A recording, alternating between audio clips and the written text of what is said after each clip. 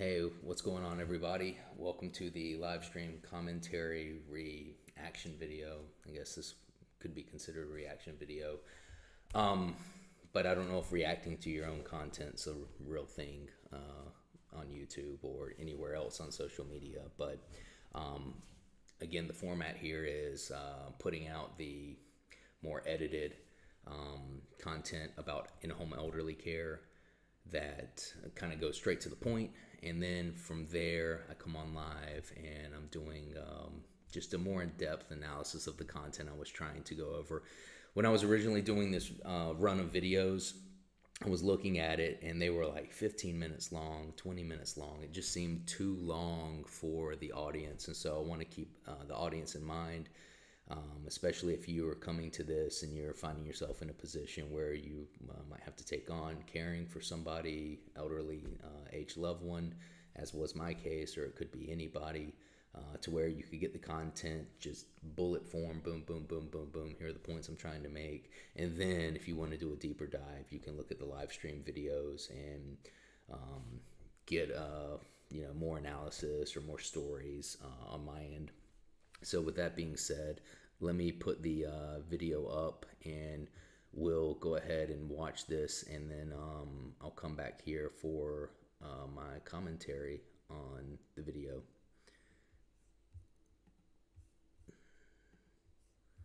Doing an initial assessment. So with Ruth, we didn't need to do all of this very invasive care for her up front. All of that came at the end. But when it did come time to start implementing that, we did have to do an initial assessment. And these are some of the ways that I was able to go through that assessment process. And really, we're going to do a quick overview. This is a lot. And any one of these points we could take and actually look at for, a couple of hours. So hopefully in subsequent videos, we'll go into more detail. But for here, let's just put out a list and give you an initial idea of what you're going to be looking at. First note that I've got here is to vet all of the alternatives. Okay, if there's a way that you can take this individual and have them transition into an elderly care facility with trained medical professionals, absolutely recommend that. Okay, Ruth did not go to an elderly care facility, and frankly, she didn't want to. One of the reasons why is because, as I was saying in the previous video, her and her husband, my grandfather John, ran an elderly care facility for 30 years. She said she spent her whole life in elderly care. She wanted to stay at home. So we really tried to do everything that we could to have that wish come true, which ultimately we were able to do. We're very happy and proud about that. But really, if we didn't have our background and her situation wasn't so unique for this, probably would have gone a different way. And I absolutely recommend that you vet all other elderly care facilities or all other options before taking this on yourself. Second thing is going to be an assessment of medical needs. What's her current condition? What does she need medically? Are you going to be able to provide that? You want to have an understanding of this before going in, so you know kind of the level of effort that's going to be required. And that kind of goes into the third point, which is the level of care needed. So with those medical needs and anything else, medical or otherwise, what is the level of care that this individual is going to need? You got to have a good understanding of that. Financial readiness. What is the financial readiness of the individual that's being cared for and of the person that's doing the caretaking? You need to have an understanding of that. Their situation, is everything paid for? Is everything coming out of pocket? Are they on Social Security? Do they have a retirement account? Do they have savings? You're going to need to know, or at least have an idea and understanding of that before taking this on, because it will come up. And it's the only way that you can get a true, accurate idea of whether or not this in-home care thing is going to be feasible. And then financial readiness for yourself as you being the caretaker. And here's what I recommend a good candidate, or one of the attributes of a good candidate that's going to assist in this in-home elderly care is going to be this: somebody that is working, has a job, has a career, can choose to live on their own if they want, but they're choosing instead to assist with this loved one situation, because optics matter and your family's eyes are going to be on you. And what you don't want to do is put yourself in a situation where it looks like you might be misstewarding or taking advantage of the situation. You absolutely want to avoid that at all costs. I mean, these are the kind of things that can cause undue friction within a family or break a family up. You want to avoid all of that, okay? So you yourself, as a caretaker, need to be financially ready and independent regardless of how this situation plays out. The living conditions, is the house, apartment, whatever it might be, even in good enough shape for the client, for the customer, to be able to stay there long term? Is the roof falling in? You're going to have to address that. You're going to need to know that. Is the dishwasher broke? When is it getting fixed? What are all of the attributes of that living condition in order for you to have an understanding of what it is that you're walking into and signing up for? And also with the living conditions, are you going to be staying with the customer as well? I did. I stayed at Ruth's house while I was caring for her, and I needed to make sure that I had a setup for that. I needed to make sure I had a room and a bathroom and everything that would make my life functional so I could still live my life. One thing that you want to avoid when you're doing this is to, quote, put your life on hold so that you can assist them. If you're able to still continue with your life and do this, that's absolutely the way that I would recommend going about it. But the living conditions, not just for the customer, but for yourself, especially if you're going to be staying there with them. What is your current relationship with the customer? Are you even close with them? Are you even in a close proximity with them? With Ruth and me, she was just my grandmother for the longest time, and we would do traditional family things together, Thanksgiving dinner, Christmas dinner. She'd give me $100 every now and then, and it was just this basic, straightforward relationship, grandmother and grandchild. And then when John died, it changed. And her and John, they always did their own thing. You would never catch them being separated, or she's doing a trip and he's at home, or vice versa. They were always together. And so they never came down, or she never came and spent any time with me one-on-one. But when he died, she started doing a lot more of that, and our relationship started to grow. And then when it was time to actually take the next step, which is, hey, Grandma, I want to start helping you in a more direct way, we'd already built that foundational relationship. So I'm saying that to say that if you're this person, whoever it is, again, for me, it was my grandmother, but whoever you're trying to figure out how you want to care for them, or if you want to care for them in this particular way, what is your current relationship like with them? Do you live in one state and then they live on the other side of the country? It's probably not a good fit. You probably don't have that deeper relationship built. You probably don't know enough about each other in order to move forward with this thing confidently. You're going to want to consider that. I'd also recommend taking a fierce spiritual inventory. Okay, I've got two ways that I present this information. One is secular, one's non-secular. The first way I'll say it is, what is your why? Why you? Why do you want to do this? Why do you think you'd be a good candidate for it? You really need to have rock solid answers to that question, because it will come up. And I say that not that people are going to be asking you what your why is, although it could happen, but it will come up where there will be trials and hardships, and you're going to think to yourself, man, what am I even doing here? You know what I mean? And it's important that you know, and that you can always go back and lean on to that. And the second way I have that question answered is, who is Jesus Christ? Because I'm a faith-based individual, and I believe the reason why I was postured to assist her, and the thing that kept me sane and solid and straightforward, was because of my faith base. So it's something for you to consider, but it's applicable to whoever you are, even if you don't have the same spiritual alignment that I do. So again, we could go into an hour on any one of these points, but we're just doing a quick list, initial assessment. If you've got any questions or anything, hit me up. Mario at the Alpha Italian. Give me your name and your location. I'd love to help you with any of your in-home elderly care. All right, let me come back here. So if you've already watched the video, then you can pretty much skip right past that. And I can go ahead and pull up the slides here. There we go. So looking here at doing an initial assessment, and the purpose behind this again is, if you're going to take this on, you need to have a comprehensive understanding of what you're signing up for, because there's no way that you're going to be able to make an informed decision or to know if you're the proper candidate to do it without this information. And I get it, especially with families are complicated.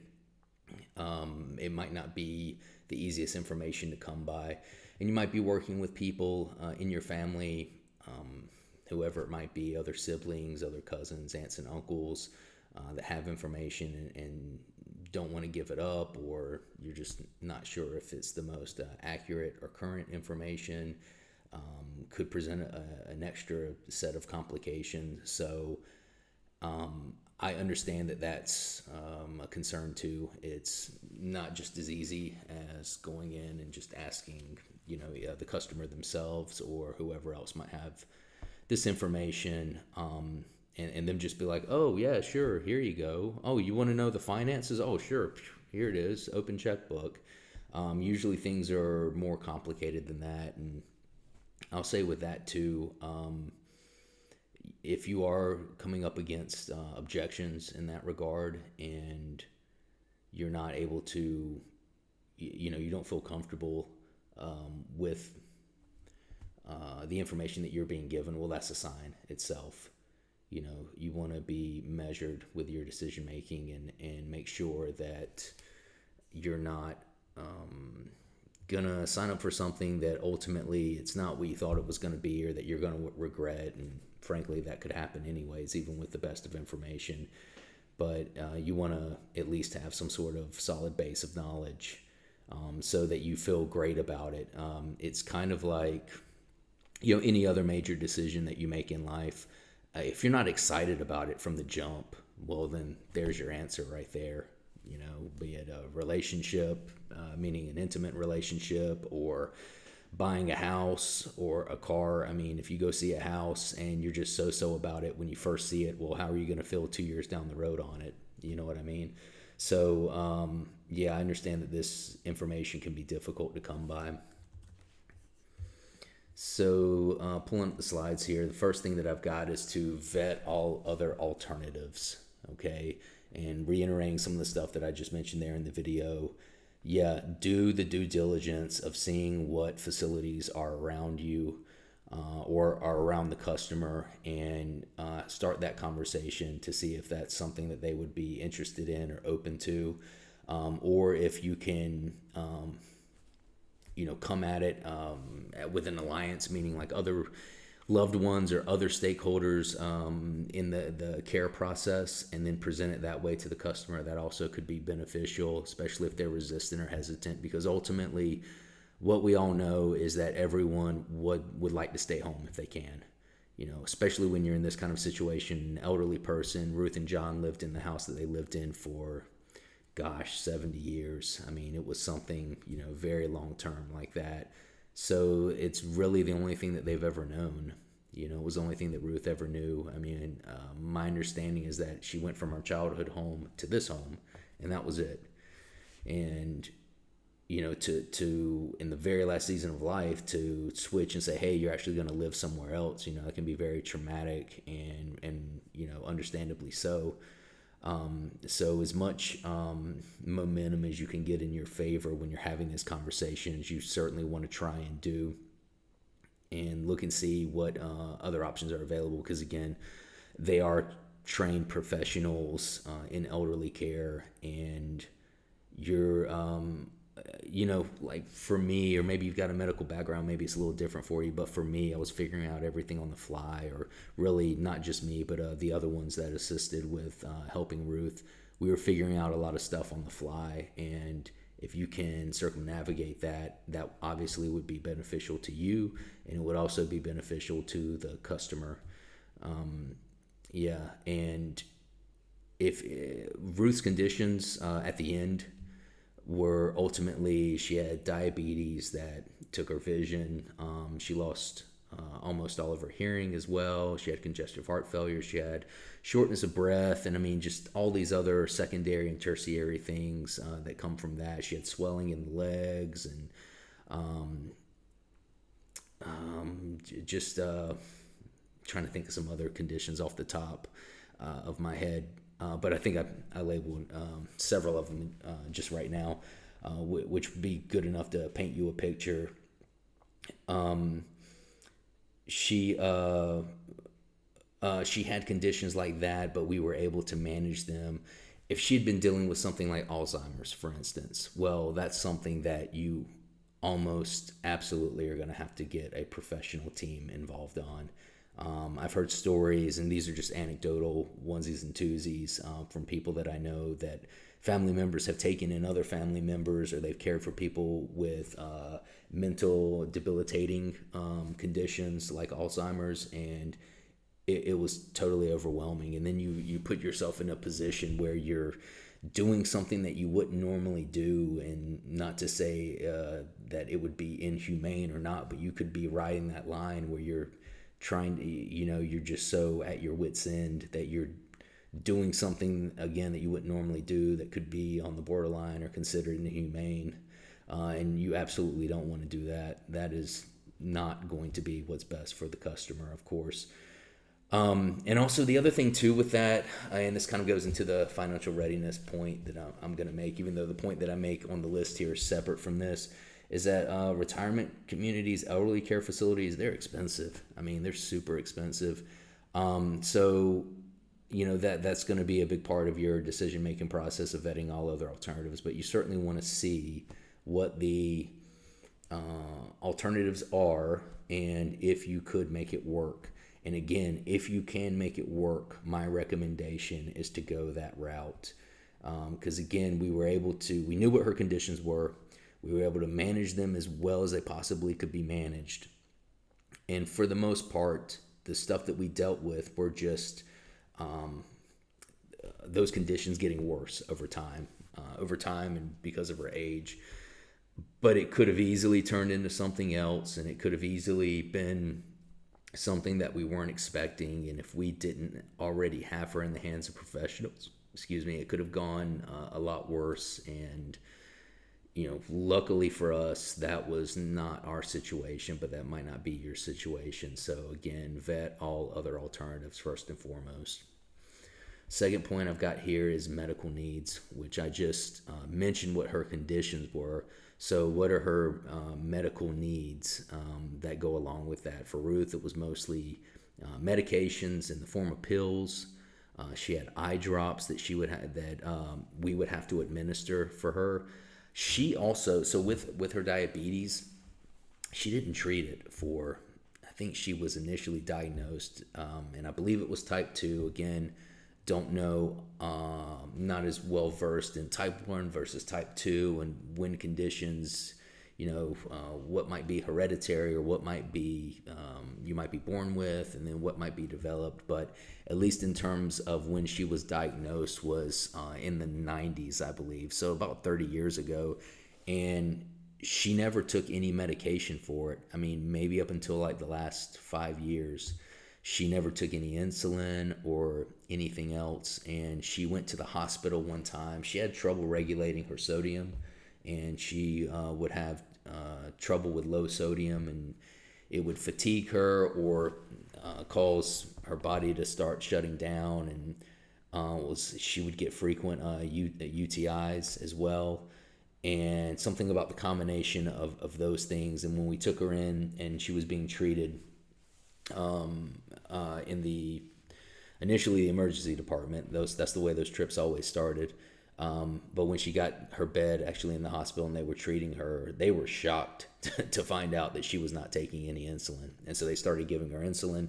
And then after that, they gave her a script for insulin, which we had to administer. She was never able to administer it herself. And I think, it was her vision, but also it was because she just had never done it. And maybe if she had started doing it, 20 years earlier, and she'd built up a routine for herself, she could have actually done it. But because she didn't, we actually had to be the ones to administer it for her. And it was very, a small needle. I'm sure most of you are familiar with at least what an insulin injection looks like, or the size of the needle, or that kind of thing.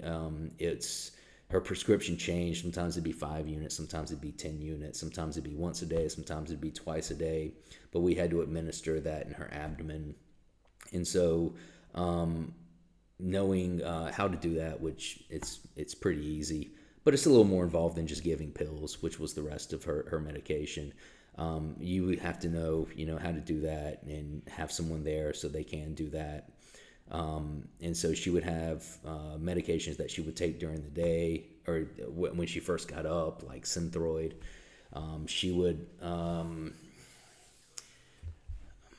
I don't think she took anything at lunch, or maybe she did when she would come home from the hospital, and they'd give her like an initial set of 2 weeks of a antibiotic or something like that.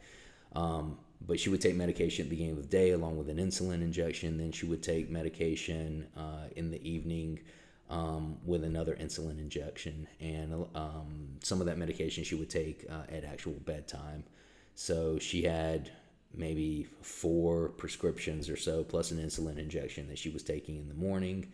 And then at night, she was taking another insulin injection. She was taking like another 2 or 3 medications. She was receiving eye drops, and that was her daily routine. And then you had like kind of one-offs from that, which would be she started using the Freestyle Libre glucose monitor. So you see people with the patches and things on their arm where you can scan it. That's ultimately what she used. But before that, it was all finger pricks. So we had to do finger pricks for her twice a day, in the morning, in the evening. And, it's kind of a thing when you're doing it every day like that. But you need to know those medical needs. And then along with that, it was stuff like she used a walker. So everywhere she went, she used a walker. And that, again, too, is something she did not use for the longest time. Actually, by the time she got her walker, she absolutely needed it. So Granny, you need a walker. No, I'm good. Granny, you need a walker. No, I'm good. Granny, you need a walker. And then by the time she got the walker and she started using it, she was like, hey, I love this thing. Like, where's it been this whole time? And we're like, Granny, we've been telling you that you need a walker. So she was able to get around with the walker for a little bit, maybe a year or two, but it got to the point where she needed assistance with both her mobility and her vision to help move her around, take her to the bathroom. That's ultimately where it got to, where every time she went to the bathroom, she would need assistance. And that's actually another medication that I'm forgetting, because she had congestive heart failure. One of the medications that they would give her a couple of times a week is a diuretic. So on the days that she took the diuretic, she was up and down all day with using the bathroom, and someone had to be there to assist her. Luckily, it never got to the point where we actually had to help her use the bathroom. It was just about getting her to the bathroom and then bringing her back. And with only a couple of exceptions, for the most part, like I'm saying, we never actually had to assist her with using the bathroom. But she would we'd have to assist her getting there.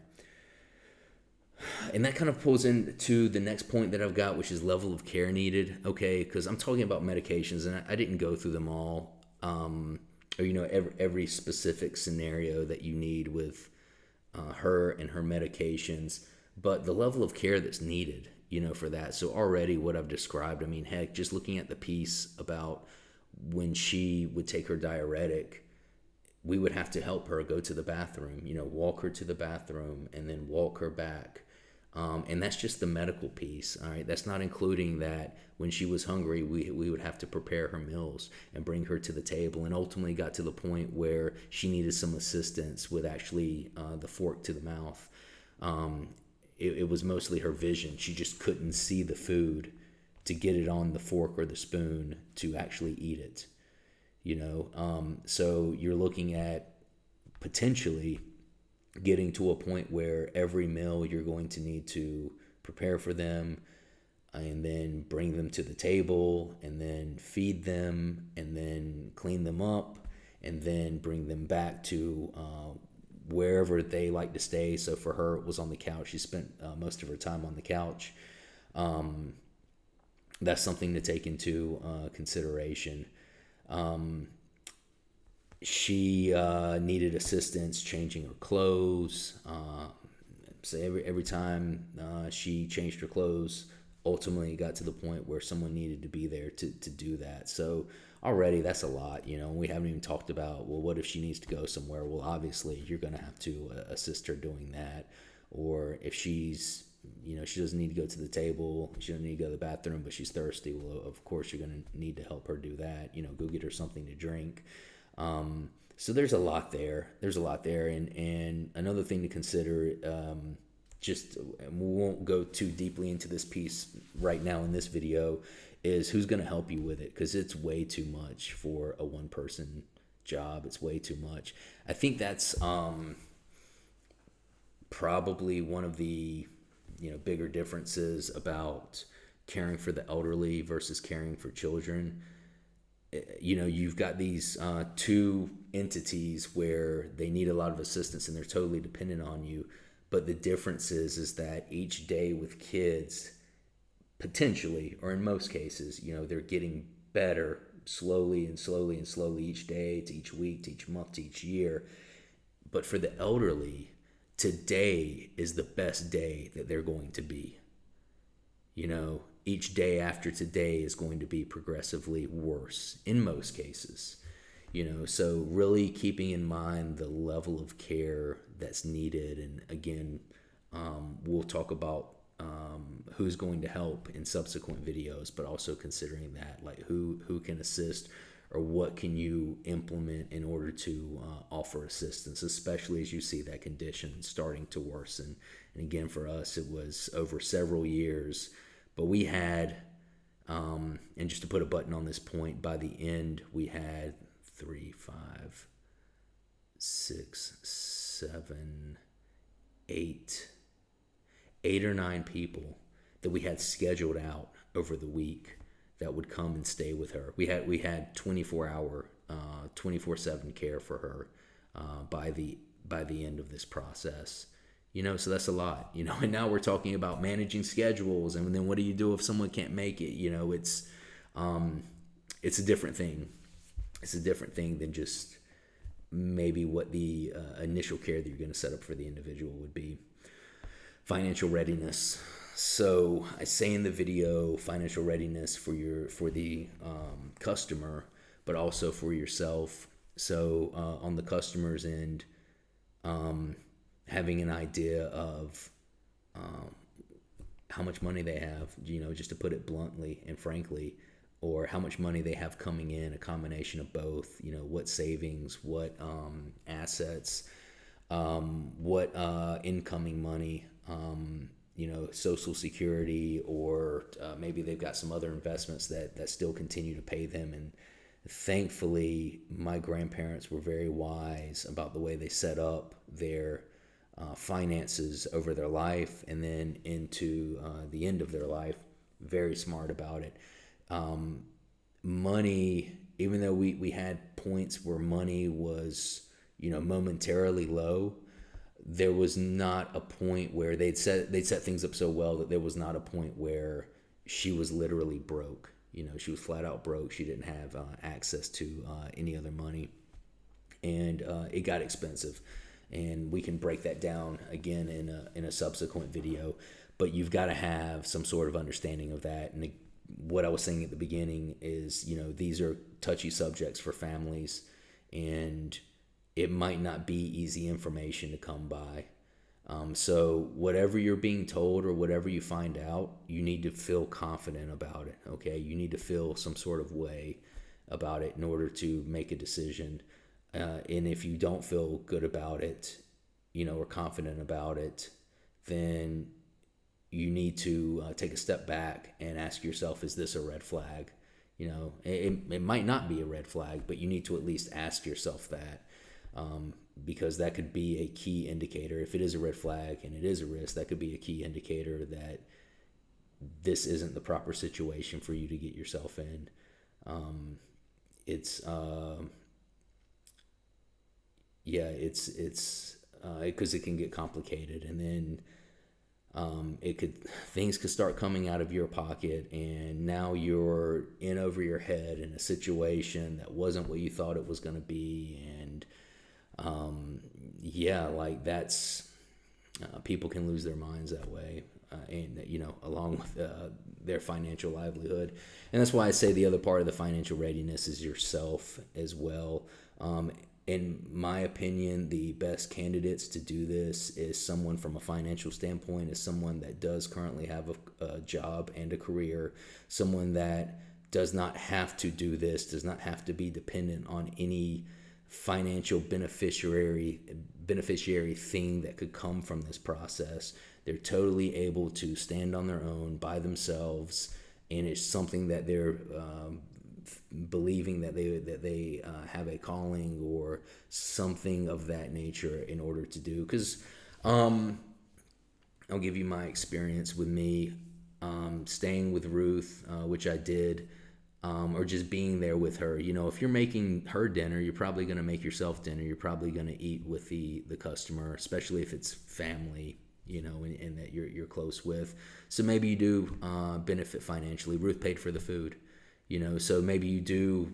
There's some gray area there of things that might not have to come out of your pocket.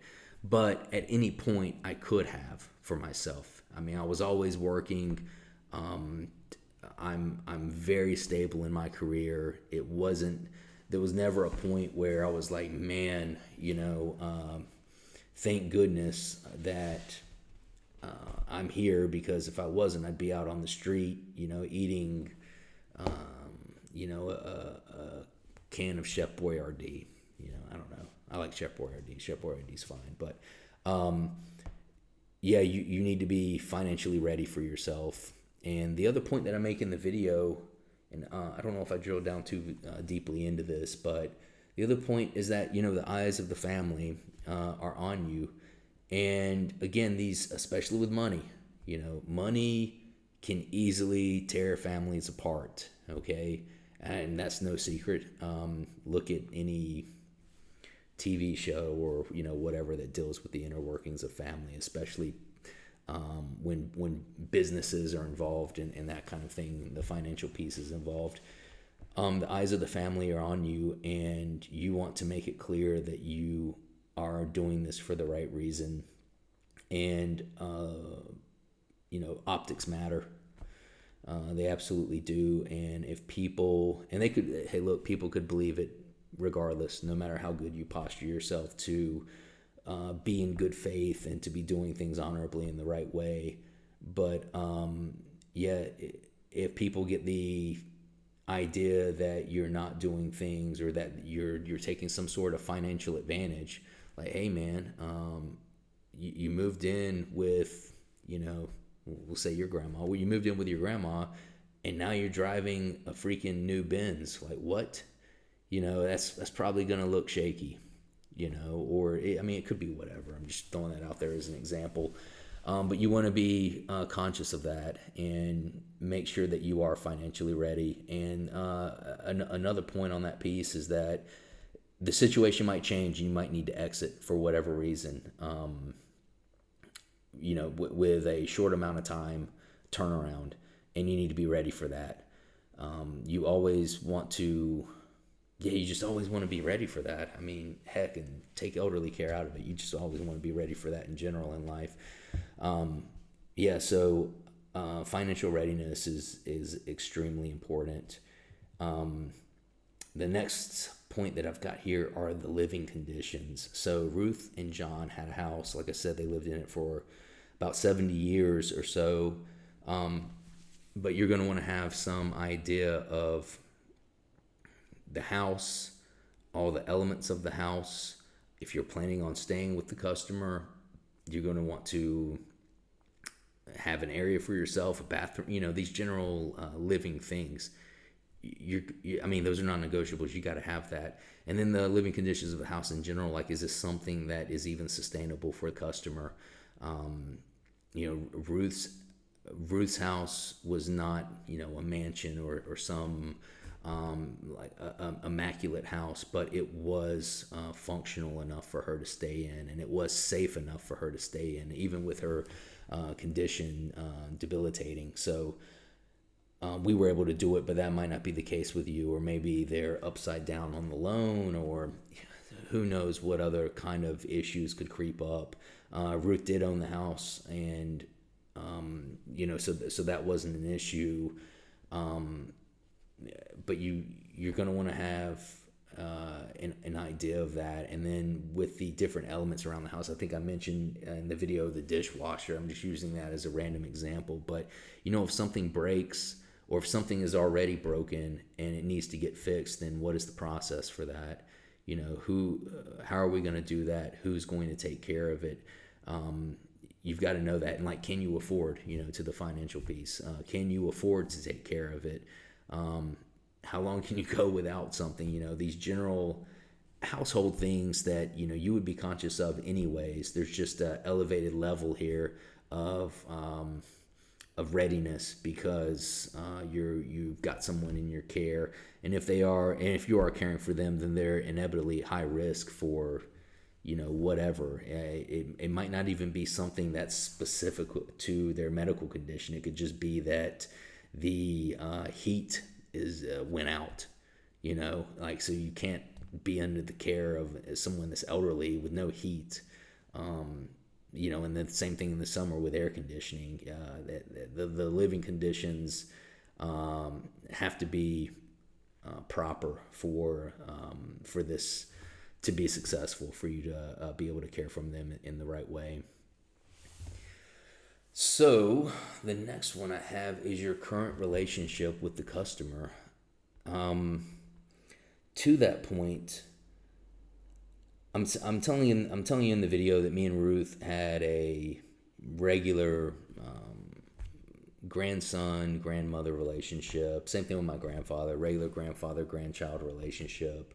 My grandfather and grandmother were very much the patriarch of the family, and they did their own thing. I don't think I ever saw them separated, meaning like, for any kind of amount of time. Maybe grandpa came by the house one afternoon and grandma wasn't with him, but that doesn't count for what I'm talking about.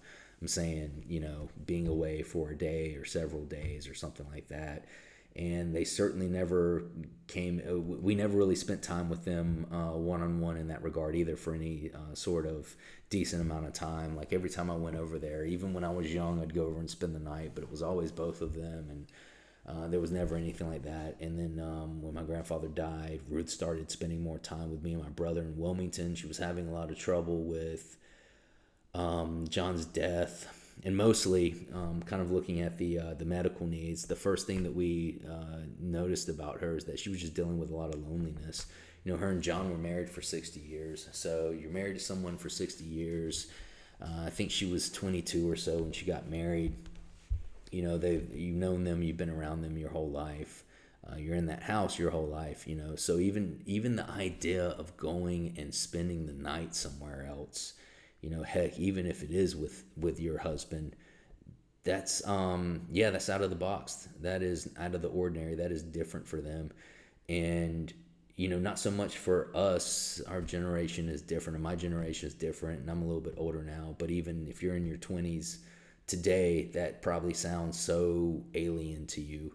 I mean, I know for me, I've lived in 3 different countries, and the idea of being in the same town my whole life and never moving or never even spending the night out somewhere, I mean, that's wild. But you can imagine how that kind of lifestyle builds up a certain dependency. So because she was struggling with loneliness, we were inviting her down. At the time I was living in Wilmington, North Carolina. Me and my brother were living together, and we invited her down, and she started staying with us for like weeks at a time. I mean, I was surprised, especially when it first started happening, because she came and would stay like a day, and then she came down again and she stayed a couple of days, and then there was a time there where she came down and she would stay like weeks at a time, and we were glad to have her. I loved it because when we were at that time, she could still see fine. I get home from work, man, she had something cooked, just good grandma stuff, and I loved it.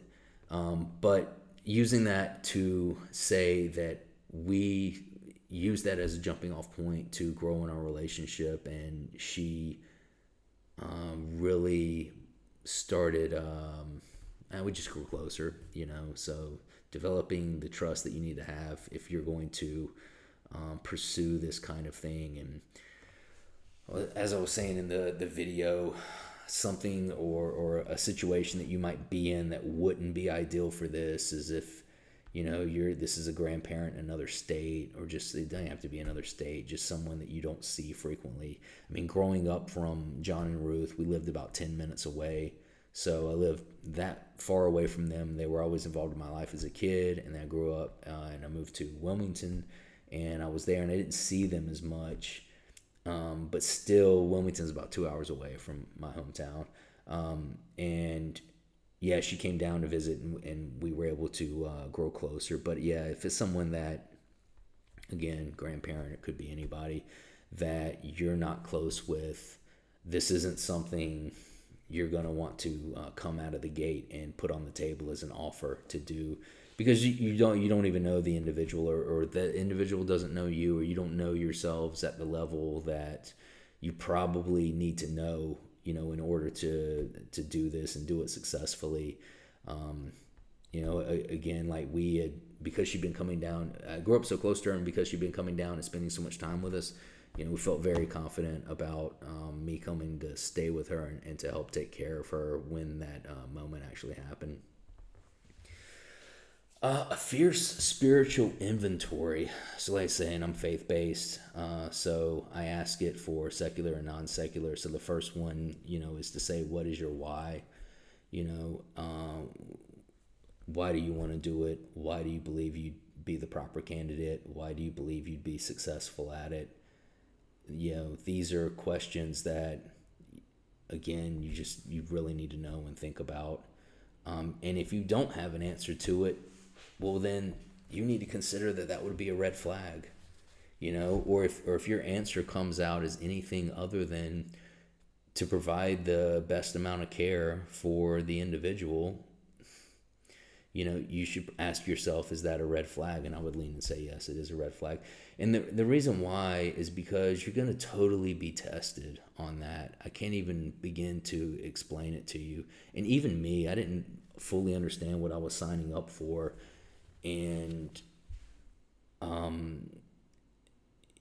didn't understand, especially as conditions got worse and time elapsed, and I'm getting older, and I'm like, geez, who wants to be living with their grandmother, for lack of a better phrase? It's difficult, and again, the eyes of the family are on you, and, everyone's kind of got their thoughts, and you can say, like, I don't care what people think, and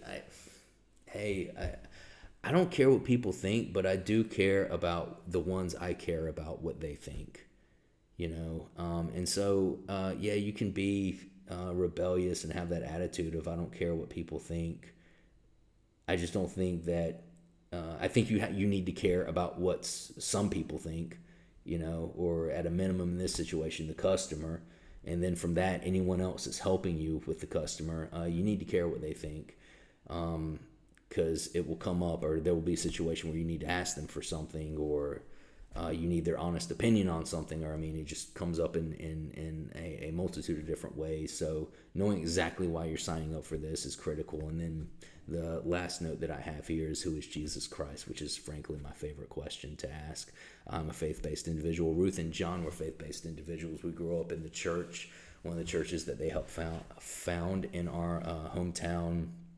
And even though my 20s were crazy and I wasn't always walking the life that I should have been walking, I'm very much in line with my spiritual walk, and do ultimately give credit to that for the resilience that I was that was done through me.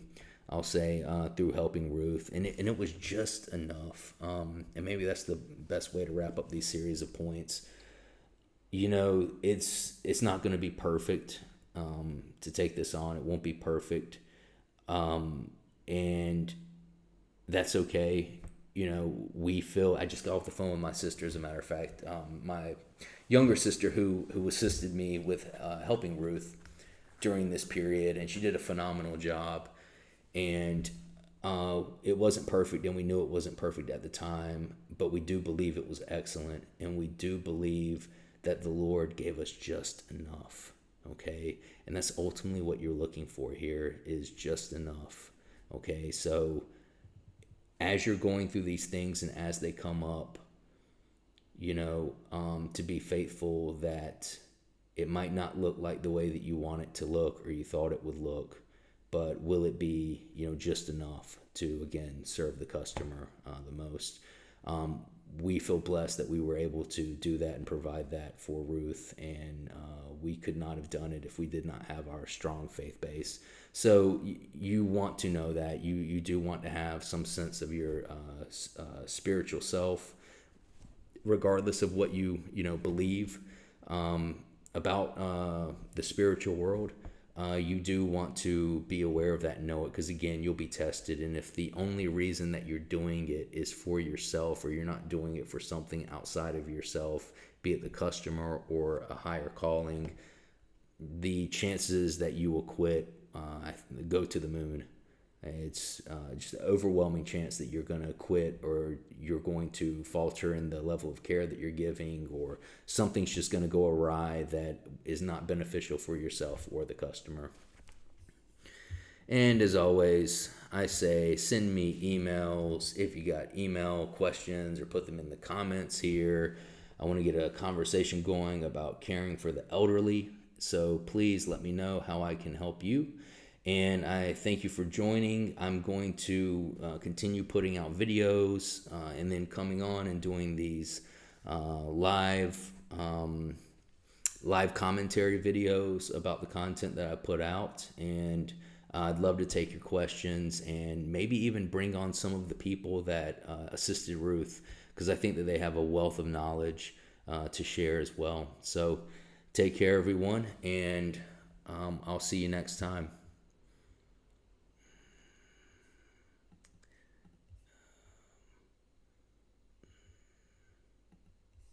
Found it.